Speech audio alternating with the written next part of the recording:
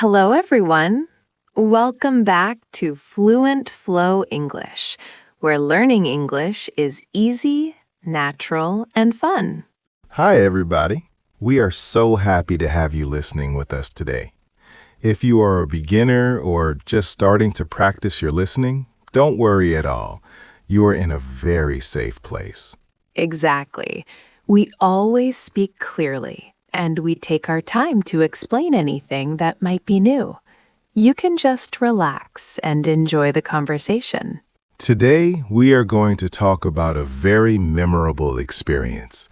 We are going to share stories about our first time driving a car. It is a big milestone for many people, and it often comes with a lot of funny or scary moments.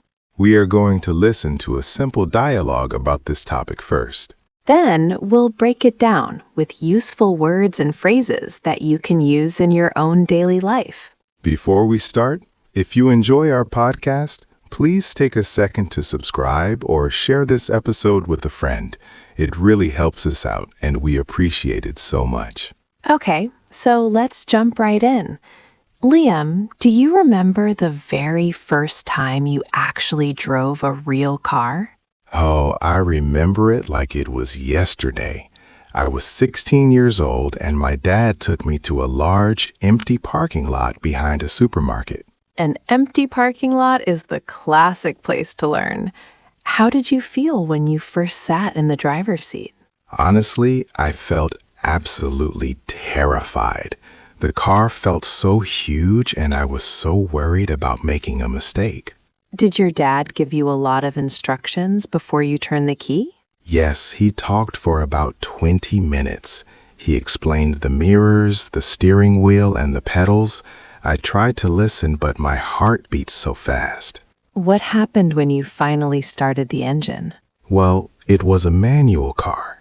That means you have to use a clutch pedal and shift the gears yourself. It is not automatic. Oh no, learning on a manual car is much harder. What did you do? I slowly pressed the gas pedal and I lifted my foot off the clutch, but I did it too fast, and the car jumped forward and made a terrible sound. Then the engine just stopped. You stalled the car. That is completely normal for a beginner. I felt so embarrassed.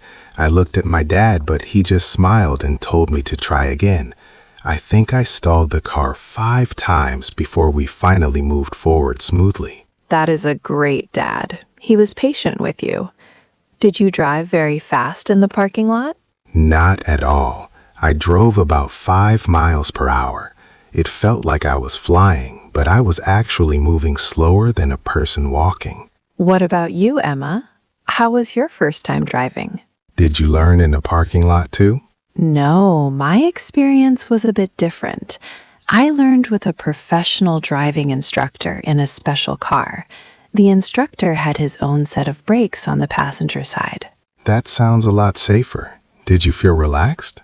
I felt a little better knowing he could stop the car if I made a mistake, but we didn't start in a parking lot. He took me straight onto a quiet road in my neighborhood. Really? On your very first day? That sounds scary. It was. A dog suddenly ran into the street and I panicked. I hit the brakes so hard that the car stopped violently. My instructor dropped his coffee everywhere. Oh, wow, that is quite a story. Did he get angry? No, he was very calm. He just wiped his shirt, told me I had great reflexes, and we continued driving. It sounds like we both had some crazy moments, but eventually we both learned how to do it. Yes, we did.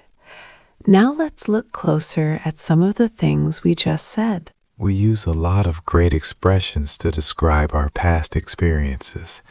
Let's break down some useful words and phrases. The first phrase is behind the wheel.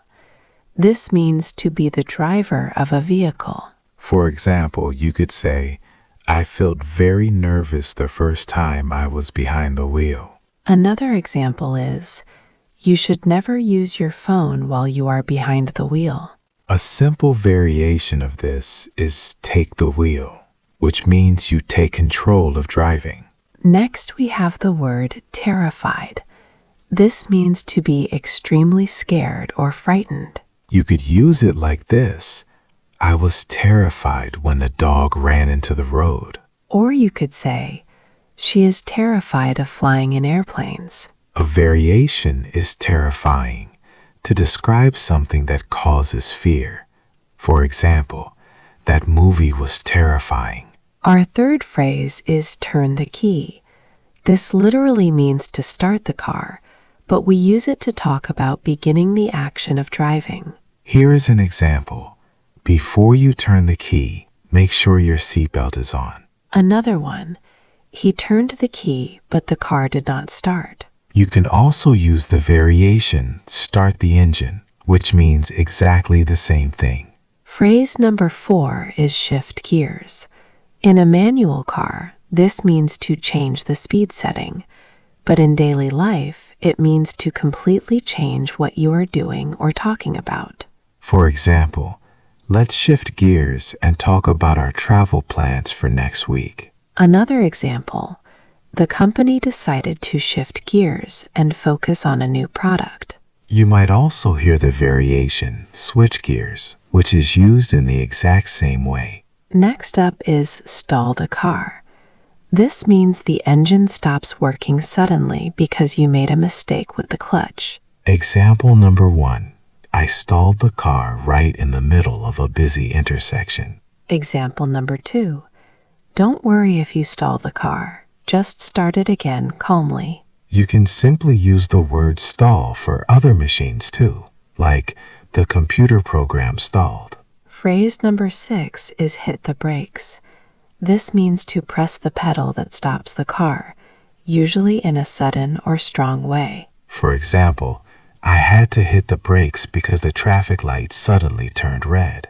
Another example, the driver hit the brakes to avoid hitting a bicycle. A common variation is slam on the brakes, which means you press them extremely hard and fast. Our next phrase is passenger side. This refers to the side of the car where the driver does not sit.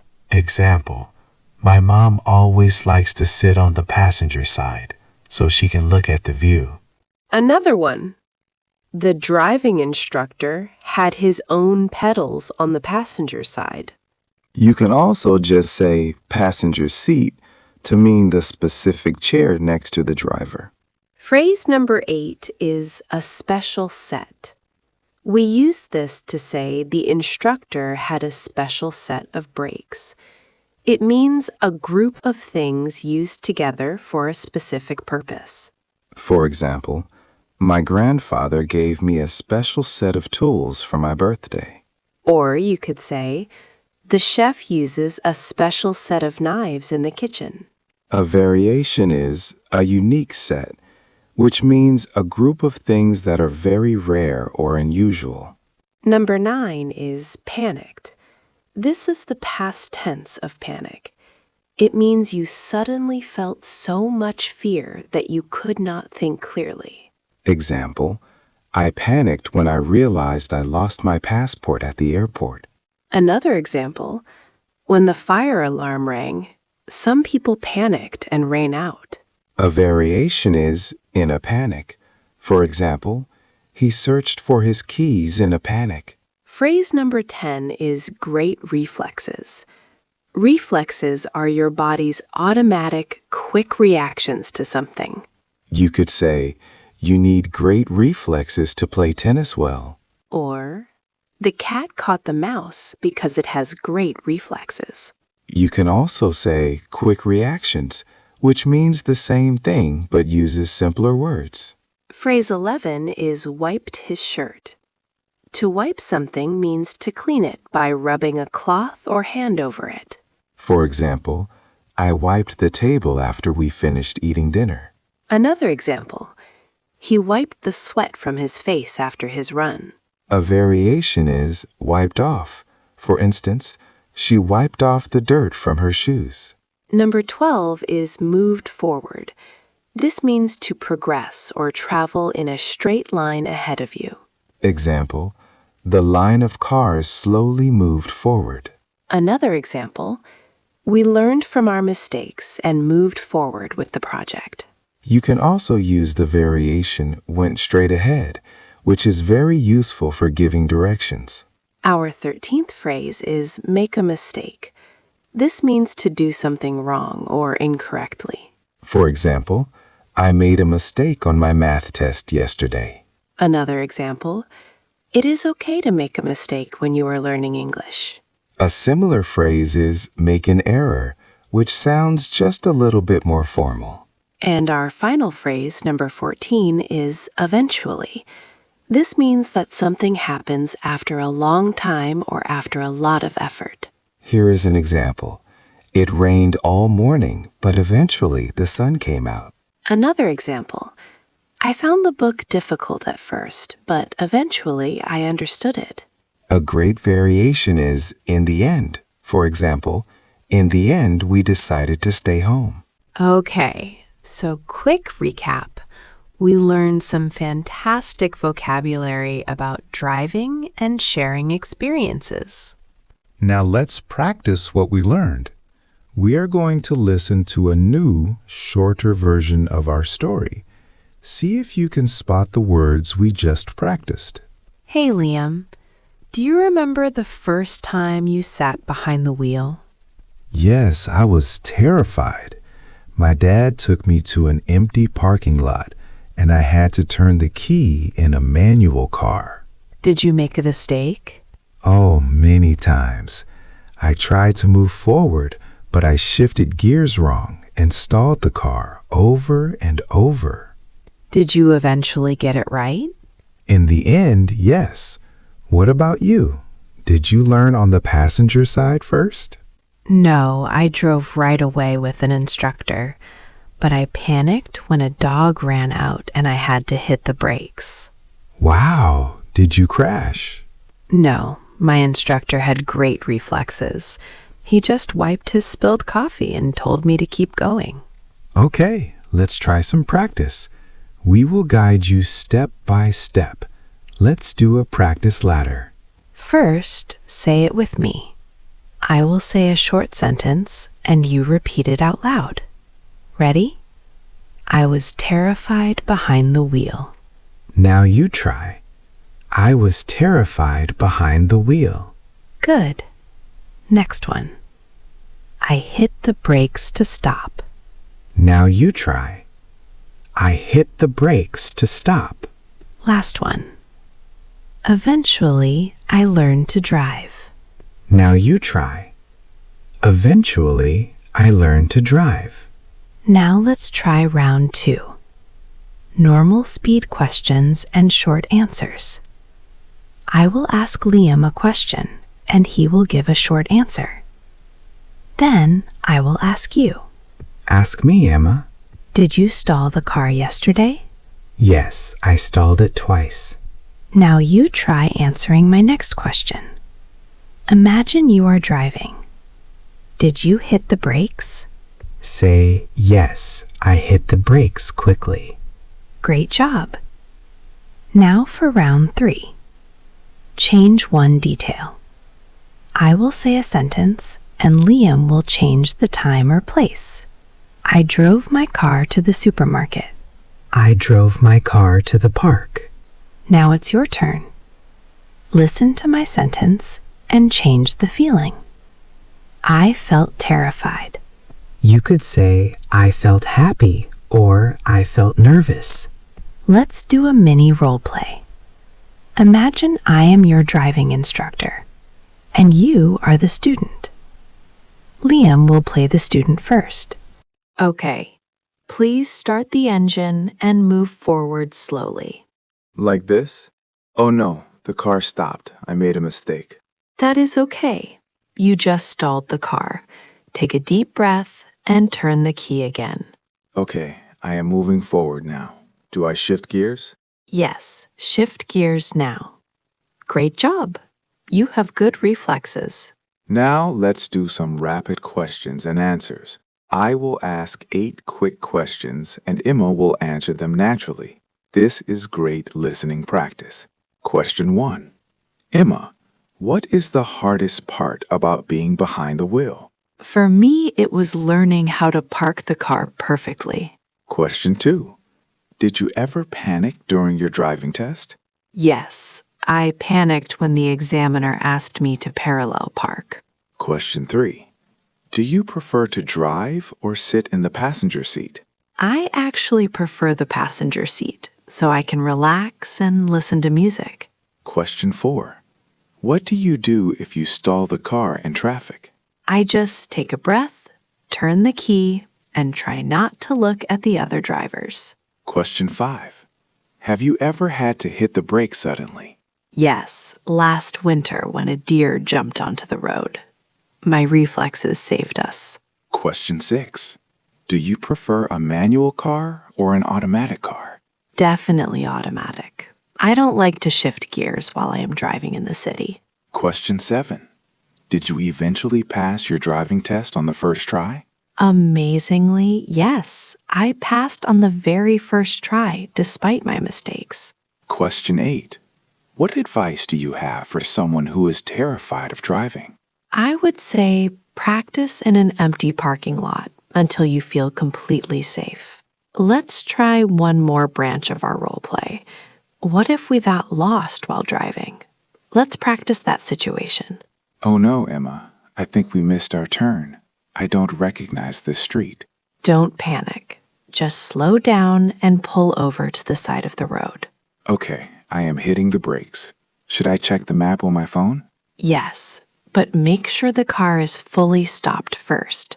We don't want to make a mistake while looking at the screen. It looks like we need to turn around and go straight ahead for 2 miles. See? We figured it out. Eventually, everyone gets a little lost. You just have to stay calm. Let's do a quick mini quiz. I will tell you a situation and Emma will choose the best phrase to fix it. Situation 1. I am driving too fast and a red light appears. What should I do? You need to hit the brakes. Situation 2. My car engine suddenly dies at a green light. What happened? You stalled the car. Situation 3. We are driving on the highway and we need to go faster. You should shift gears. Situation 4. I am too scared to drive on the big road. You are terrified. Take a break in the passenger seat. That was wonderful practice. You guys are doing so well. Listening to these stories and repeating the phrases is the best way to improve. We covered a lot of ground today. We talked about empty parking lots, driving instructors, and the feelings we had when we learned something totally new. One simple homework action you can do today is write down 3 short sentences about a time you tried something difficult. Try to use words like eventually or panicked. And our question for you to answer in the comments is, have you ever learned to drive? What was your experience like? Or is there another skill you really want to learn? We would love to read your stories. Don't worry about perfect spelling. Just practice sharing your ideas. Thank you so much for spending your time with us today. If you found this helpful, please remember to subscribe so you never miss a new conversation. Keep practicing. Be kind to yourself when you make a mistake, and we will see you in the next episode. Bye, everyone. Goodbye and safe driving.